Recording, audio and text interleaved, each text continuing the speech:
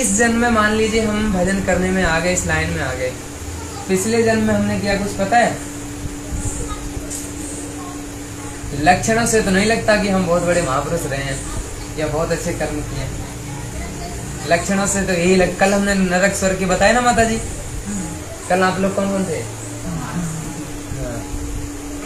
जो व्यक्ति अति कटुभाषी, झगड़ालू, गाला गाली जो हमेशा करता रहता ना, और जो जितना भी प्रकार के किसी को हम हीन भावना नहीं, किसी से घृणा नहीं है, लूले लंगड़े काने खोबड़े जो होते हैं ना, ये सब नरक से आए। लक्षण से ही पता चल जाता है। ये इतने महादुष्ट होते हैं लोग। पता है आप जो अपने जीवन में देखना, हम लोग जिस व्यक्ति की एक आंख नहीं है, दोनों आंख नहीं है, या थोड़ा पैर से लंगड़ा है, उनके अंदर गुण भी ज्यादा अच्छे नहीं होते हैं। कुछ एक होंगे बेचारे जिनको भगवान ने वो बोल देते हैं कि भगवान ने इसको कुछ गुण दिया है, लेकिन उसके अधिकतर काम उल्टे ही होते हैं ऐसे लोग, क्योंकि वो कहाँ से आए हैं? नरक से आए। और जो व्यक्ति देखने में खूब सुंदर होते हैं, मृदुभाषी होते हैं, हमेशा मीठी कथा बोलते हैं, लोगों से बड़ा प्रेम से सम्मान से बात करते हैं, वो कहाँ से आए हैं? स्वर्ग से। अब देख लो हम कहाँ से आए? स्वर्ग से नरक से कौन कौन आए? भैया हम तो नरक से आए हैं। दोबारा ना स्वर्ग जाना है ना नरक जाना है। अब कहाँ जाना है? अब भगवान के धाम की तैयारी है। तो इसलिए आप लोगों से ही प्रार्थना है, आप लोग हम पे कृपा करें। देखो आप लोग गौड़ देश में जन्म लिए हैं, महाप्रभु विशेष कृपा आपके ऊपर, ठीक है? तो आप लोग कृपा करेंगे तो इस जन्म में हम भक्ति करके भगवान के धाम को जा सकते हैं। भक्ति करके भगवान के धाम को जा सकते हैं। फिर हम आप लोगों को भी लेके जाएंगे। इस मास में अभी क्या चला? पितृपक्ष, इसको श्राद्ध महीना बोलते हैं। ये 15 दिन का होता है। तो इसमें विशेष कथा भागवत में बताई गई कि जो भागवत महात्म शुरू होता है उसमें गोकर्ण और धुंधकारी की कथा है, ठीक है? यदि गोकर्ण धुंधकारी की कथा कोई इस मास में श्रवण करता है या बोलता है तो उसके पितरों को भगवत प्राप्ति होती है। और वो व्यक्ति तो जाएगा ही जो कर रहा है प्रतिदिन, और जो जिसके पितर, अब हमें क्या पता हमारे दादा दादी कहाँ गए हैं, किसी को पता है?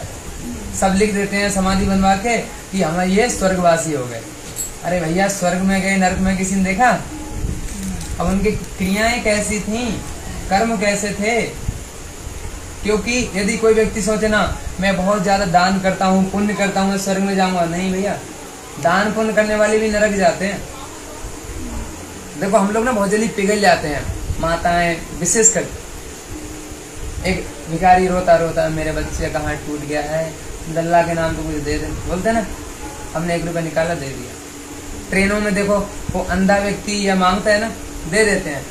अब एक बात बताओ, जो व्यक्ति मांगने आया, हमने उसकी गरीबी देखकर उसको दे तो दिया, अब वो व्यक्ति उस पैसे से सिगरेट पिया, शराब पिया, फिर किसी से लड़ाई किया, ठीक है? उसका भुगतान कौन करेगा? उसका जो पाप है ना वो हमें लगेगा। ध्यान रखना। 3 प्रकार का दान बताया भगवद गीता में, सतोगुणी, रजोगुणी और तमोगुणी। सतोगुण दान वो कहा गया है जो मठ मंदिर बन रहे हैं, जिनकी सेवा में, भक्तों की सेवा में जो लग रहा है वो सतोगुणी दान है।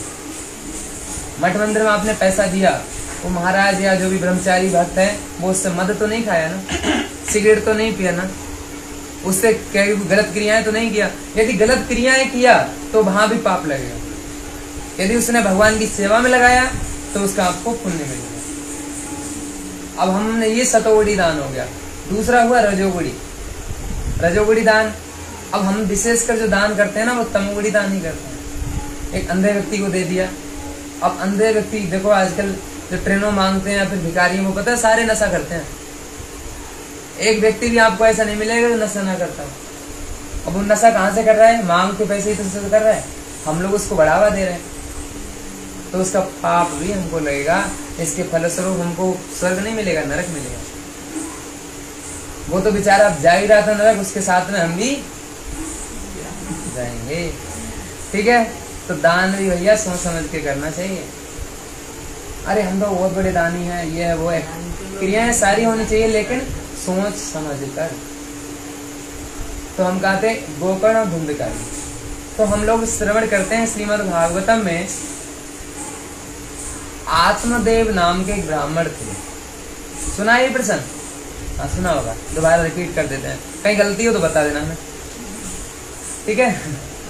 आत्मदेव नाम के एक ब्राह्मण थे, उनकी बहुत सुंदर एक पत्नी थी जिसका नाम था धुंधुली। नाम देखो कितना बढ़िया है, धुंधुली। ब्राह्मण थे और एक विशेषता देखी गई शास्त्रों में, कहीं भी नहीं लिखा कि किसी गांव में, किसी शहर में एक धनी ब्राह्मण रहते थे। हमेशा शास्त्रों में या कथाओं में हम लोग सुनते हैं कि किसी गांव में, किसी शहर में एक गरीब ब्राह्मण रहते थे, लिखा होता ना, क्योंकि ब्राह्मण को गरीब होना ही चाहिए। ब्राह्मण का जीवन कैसे चलता है? भिक्षा से।